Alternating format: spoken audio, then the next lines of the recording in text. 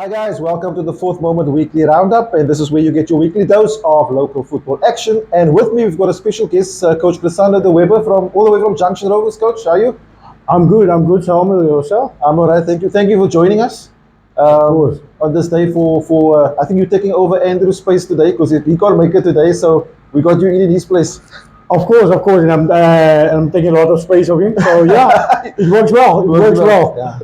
Look, Coach, for the guys out there, normally we obviously look at the leagues, local LFA leagues, and what happened over the weekend. Obviously, Coach Deweber has just come from a playoff, a successful playoff with Junction Rovers, now in the ABC with Sepe. How are you feeling of that still? Well, it's a week later, no? Yes, 1 week later, we're still feeling over the moon. I mean, the guys are still celebrating. Yeah. People are still celebrating in Nederveld, Menenberg. That's good. Wherever we got the players from. So yeah, everybody's in a good space and everybody's looking forward to the SB Challenge, the new season. We're going to chat more about that later, about the Junction season and so on, how it went. And yeah, but obviously we're going to get right into the LFAs. Not much action taking this week. Rain taking over all of the fields at the moment.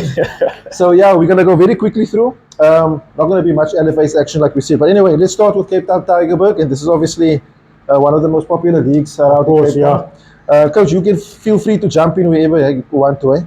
Then looking at, first match, Hanover Park 4-1 win against Norway Parks there. So that's obviously Coach Andrew's team. Good win for him. Coach Andrew, that's a very good win for him. One of my old clubs, Hanover Park. I used to play with him. Really? Of course. When? What years? That's a year when we brought him up to the NFD. Yeah. Oh, okay, so you were part of that team? Part of that magnificent team, of course.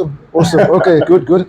And then FN Rangers winning 2-1 at Saxon Rovers. Obviously, that's the Royal Road Derby. Oh. Must have been a big game there. Must have been. You know, with the crowd, Rain couldn't stop them. No ways. Of course. Then we've got Belleville City and Durbanville. I think that's probably a northern suburb derby, the Cape Town Tygerberg. 1-1 draw there. And then FN Rangers and Kensington, 5-0 win for FN Rangers there. Kensington is struggling at the moment, so that result, I suppose, is no surprise. And that's sort of that's it that we had at the Cape Town Tygerberg. Everything else being postponed at the Cape Town Tygerberg. Not much matches taking place. Yeah, mean the rain. The rain is taking over the fields, Coach. Then looking at let's just check here. We've got load shedding here today, so okay, so I don't have fixtures for the Cape Town Tygerberg today. So we'll have to check for, you can check online, also go to the Cape Town Tygerberg League Republic site for some fixtures there. Then the Cape District also, no matches taking place there. William Herbert is flooded. Everything's flooded. Looking at the fixtures taking place this week in Cape District, Southampton versus FC Kefter. That's going to be a tough game for them. It's happening at Fairmount, which is Southampton's home ground in Parkwood. And then Montague Spurs and Ashford Athletic. It will be a tough game. Ashford is top of the log at the moment. Yeah, quite a good run they're having there. Yeah, they're having a good run. Let's see what they do against Montague. I know Montague Spurs also got some other players in. So let's see what happens there. Crossy Park's on a bye. Greenwood and Eagle Wings. That's taking place at Solo Park. All Nemesis Greenwood. Yep. That's probably a win for them. Yeah, probably. RC Atletico and Claywood. That's going to be a tough game there. That's happening at RC's home ground. So RC's also got beefed up their squad a bit there. And then we've got Ocean View and Batswood. That's happening. That's the last game for Saturday. And then Friday's match. Obviously, William Herbert's got now Friday night Super League action. So that match is there between Wesley and Salt River Friday night at William Herbert. Okay, so that's Cape District done and dusted.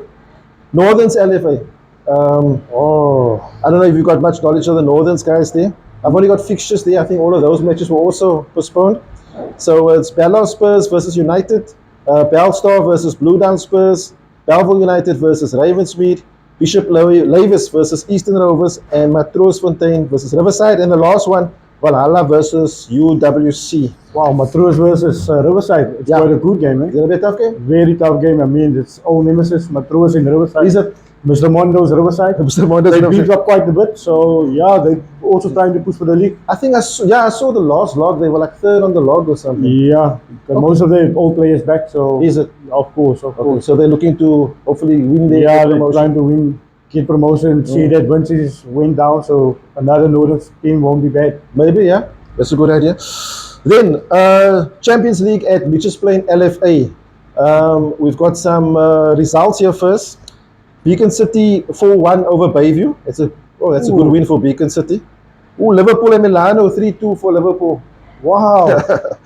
Westridge 3, Cedar Park, no, Westridge obviously one of the front runners there. Rockefeller's 5-3 over Tafelzug. That's a good game. I think that match, we've got some pics on our Facebook page if you want to check that out. Juventus 2-0 win over Seringa. Ikapa 3-1 win over Mowgli's. And Bale and Lentegeur drawing 0-0. And looking at the fixtures happening this week at MPLFA. Sorry guys, we're rushing through it because there's not much. And we're excited to chat to Coach Deweber. So Juventus is hosting FC Tafelzug. Beacon City playing against Milano. Ikapa, who wasn't doing that well, playing against Westridge, who's doing very well at the moment. So we'll probably see Westridge take that one. Lentegeur versus Cedar Park. Beacon Spurs versus Seringa Spurs. Carvel versus Bayview. Liverpool, Portland, and Rockefellers. That's going to be a tough game. That's going to be a tough game. And then Bale versus Mowgli's. So yeah, so that's the fixtures for Bitches Playing LFA happening. And then also we've had some good feedback there from the Bitches Playing followers. So we say, okay, the one team is probably going to win. And now the other team won, and now the guys are saying, yeah, guys, you guys keep getting it wrong. That's the whole idea, is reverse psychology, so that you can cause an upset. Last LFA I think we've got here is South Peninsula. Now, surprisingly enough, Roykrans actually had games on Saturday. Yeah. With even with the, you know, sometimes the field can't hold the water that much, but they actually had some games. So we got some results there. Aerial Spurs 2-2 draw with Super Lucky Stars. Squale winning Azuri 8-2. Big win for Squale. Wanderers and Lavendale. So this is the match we that was a big one. Yeah, this is the one we last week we sort of highlighted. So a draw again. Now last season the same thing happened, and they had to face each other at the end, and then obviously the one team won there. Cape Town Military 11-3 against Rainbow Chiefs. Wow, okay. Rugby school. Rugby school, yeah. In rugby weather. Then looking at fixtures taking place this week at South Peninsula. Aerial Spurs versus Lavendale. Atletico United versus Azuri. Cape Town Military versus King David. Oasis versus Wanderers. Rainbow Chiefs versus Super Lucky Stars. And Squale versus Steenberg United. Guys, that's basically all the LFA action we've got for you for this week. And we'll be back right after this with a chat to Coach Deweber. Hi guys, so welcome back. Now Coach, massive season. I remember, was it 2 seasons ago you took a year off? Yeah. Right? I think Junction just survived that year. Yeah, with no relegation, so they survived. Yeah. And then you came back. Of course. Refreshed. Yeah. What was the plan? Look here, I took about 2 years, like you said, 2 seasons I took off. Rejuvenated myself, thinking about what I wanted and how to go about in certain areas of helping Junction Rovers win promotion. And after 2 years it went well. Okay. Not bad. When I came back, I told myself, look here, without money, without different obstacles in the way, there's always a way. If you want to achieve something, you have to work hard. So that helped us a bit. Yeah. So what was obviously when you came, the plan was obviously last season, win promotion. How was your mindset there? Was there certain things you needed to put in place, players you had to get? What did you change? The players we brought in for this season, wow, we had some magnificent players. Not top, but I mean top class players in sense of working hard, being disciplined on and off the field. It's a thing I like to call DCE. It was the discipline of the guys. The C was for the character of the guys, and the E was for the energy in the games. Okay, DCE. So DCE. No, most people call it a triple D, but I used to call it DCE for this year. Discipline, character, and energy. Awesome. And that was carried us too. I mean, a couple of changes we made. You know, Johnson was always a team, first round team. That's what everybody believed. Johnson, after the first round team. Yeah. But we have to shift the team a little bit. We have to change some couple of places, and it helped. Yeah. As the season went, was there a time? Was there a time of the season where you thought, okay, firstly, are we going to do it? And then on the reversely, when did it come when you thought, okay, no, we are going to do it? Well, you know, we had a good start to the season. You know, the front runners were always Greenwood, Spurs, Trennis. I think that was the top 3 for the people. But you know, when it actually happened, we had a good netbank season. Okay. Where we had in the final, we played Trennis, we lost 3-2. And we had about 17 players, and in those weekends, the guys were really, we had 2, 3 guys sent off also. Okay. So we were about 15, but the guys showed really character, and that's where I thought maybe we can give the season a proper go. Yeah. And as the season progressed, especially towards the end of the first round, we started to be there with the other guys. Yeah. So we were just waiting for them to slip up. Yeah, and one thing that we chatted about on the show also was the you guys always won by the odd goal. Like there was a few results like at 1-0, 2-1, 3-2, yeah, that type of thing. And we noticed that, and that was always a sign. That's always a sign of a good team with a good defense. Of course. They always say the strikers win your games, but your defense win your leagues. Definitely. So that was a typical one for this season. We had the young under goalkeeper, Ibrahim Bennett. Yeah. We had him in goals. We was probably standing for 80% of the season. And our defense were rock solid. Our captain, Adib, we call him Pro. His dad used to be Takis.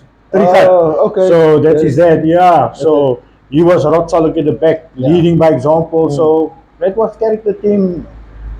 Now I think the one match I definitely watched between of you guys was obviously the one between Greenwood. The one that was first postponed, and then obviously the match took place at Solo Street. And that game, I don't know if you can remember much of that game, but sort of you guys were on top of them, say first part of the first half. They then made some changes, and then they were all over you. Of course. Yes, I still remember the game. You know, first 15, 20 minutes, we were on top of them, competing well, because as soon as they saw that, they put in the experienced players. Yeah. And sometimes you can't beat experience, but you know what? All time we bought on our big guns, Fixer, Relina. I mean, that's I always call him. He's a match winner. Definitely. And that's what Andy also said in that show. And that really paid off. We had to bring on Kev. And we had to bring on the one player, Aston Peterson, and they changed the game for us, and they couldn't handle them. So yeah, you know what? The first game was postponed. A lot of people said bad things. You know what? Social media is always a platform. It's always going to be there. Yeah. So I told the boys, look here, the best thing is just to show it on the field. Don't get involved into the social stuff, and that you have to show people on the field. And the guys were really sucked up for that game. And so we had in the space of 7 days, we had 4 big games. Yeah. Greenwood, Vasco, Spurs, I mean, and Milano. Yeah. So Milano fighting for relegation. Definitely. That was a big one. Yeah, I think we also earmarked that sort of week as if Junction come out of this, then they probably take the lead. Yeah. And that's exactly what happened. Yeah, that's what I had to do a couple of changes in the team as well. I told the guys, look here, I can't go with emotions anymore. I have to pick guys that are going to win us the league. And I brought the experienced guys in the first 11, and it paid off. It paid off. So okay, so you get through that phase. You basically, I think, how many games was left to spare? Oh, there was about 2 games left to spare. When did the mind change now to playoffs? Now you have to obviously keep them going, keep them motivated, and shift to playoffs. Yeah, of course. It probably started the game after the Silver Spurs game when we won the league. We told the guys, look here, now it's not about concentrating on the league anymore. It's about focusing on the playoffs. We have to work extra hard, because you don't know in what group you're going to be. So, and you get the different regions also. Yeah. Because you know it's 6 teams, all wanted the same character. Thing, like I was telling my boys, look here, what I'm telling you, exactly the same coaches is telling their players as well. Sure, yeah. So it was about who wants it more, and who's going to be disciplined, who's going to work hard. So, and how was the trip for you up there? Obviously, you know, teams, when you go away with teams, you always have to worry about, like this is stout and things like that. Yeah. But I mean, if you, like you said, they were disciplined and good character and stuff. Course. Did they show you that on the trip? Of course, I mean, the week building up, the guys couldn't wait to be there. They said, Coach, who's going to win? I mean, they were positive. I told them, it's no use telling me. You have to do it on the field. You know what I mean? So, especially when they said it was in Veldre. After that, most of the supporters went to Veldre and they didn't say, hey, Saldana. So now we can't get it, but the supporters were magnificent. They really showed that they were behind the boys, and that was brilliant. It was just a brilliant atmosphere for Hedeveld and for the community. I mean, just to it was so fun explaining it. It was so awesome. So let's talk about the games quickly. Obviously, both of your games was on the Saturday. And just give us some insight, because obviously there was other teams who had a game on Saturday and then on Sunday. The way it went for you, you would have preferred that, having 2 games on one day, or having it split, like after experiencing it now?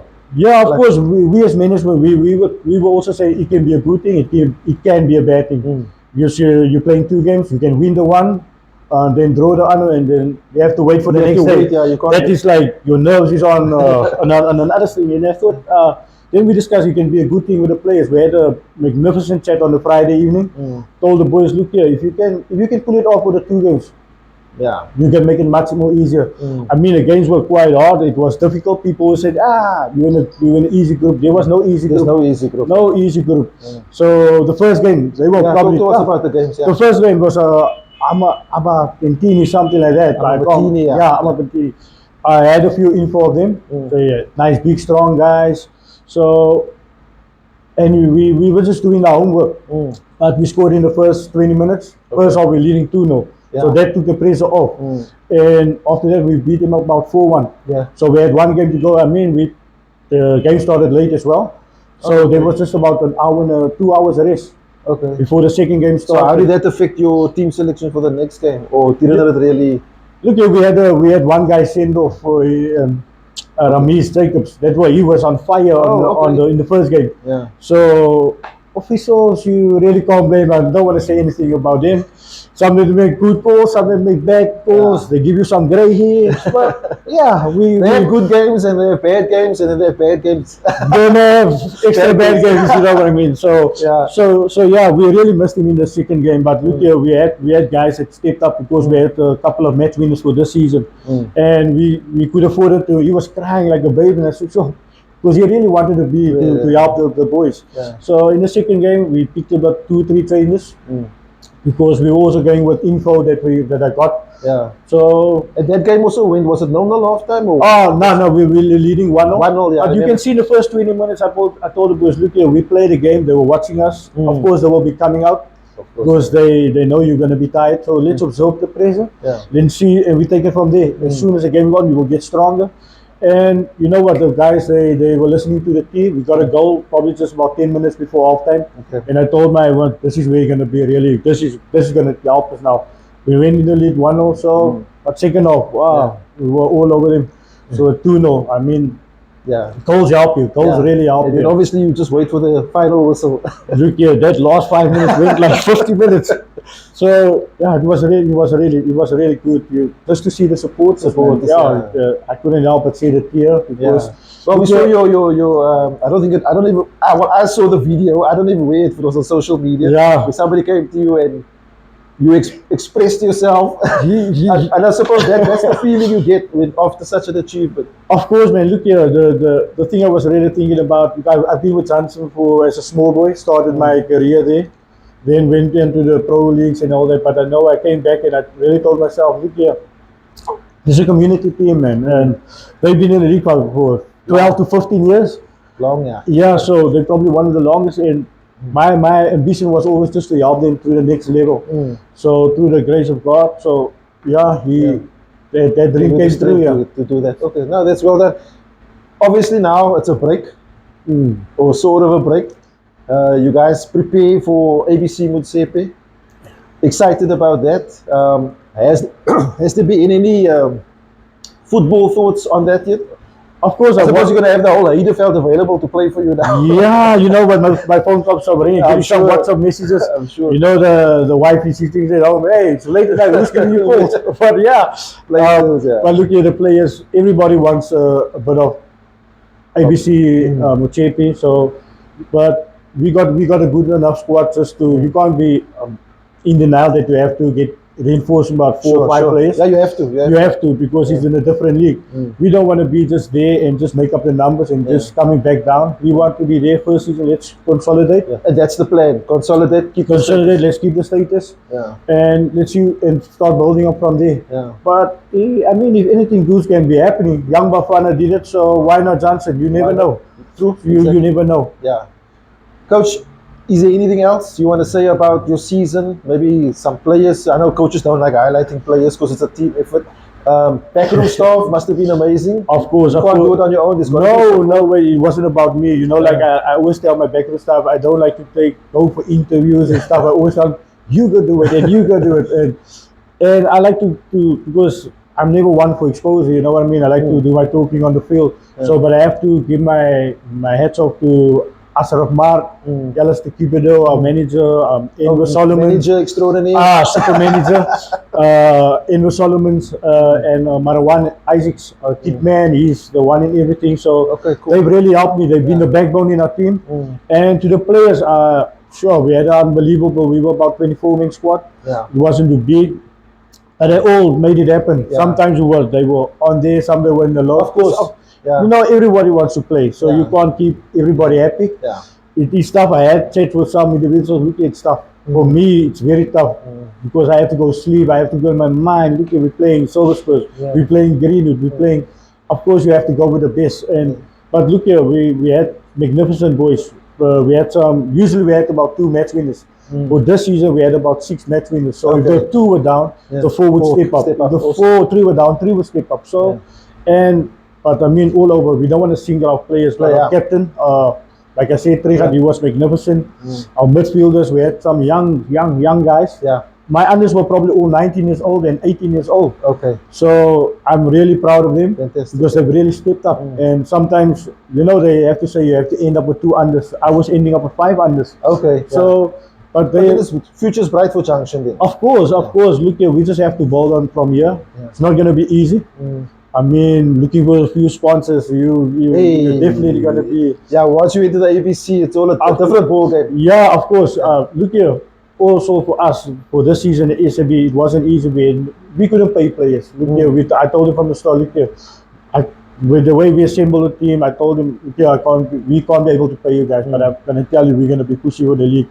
And as soon as they say, coach, we're willing to fight. Awesome, so that's what carried us through. They had a fighting spirit from the start.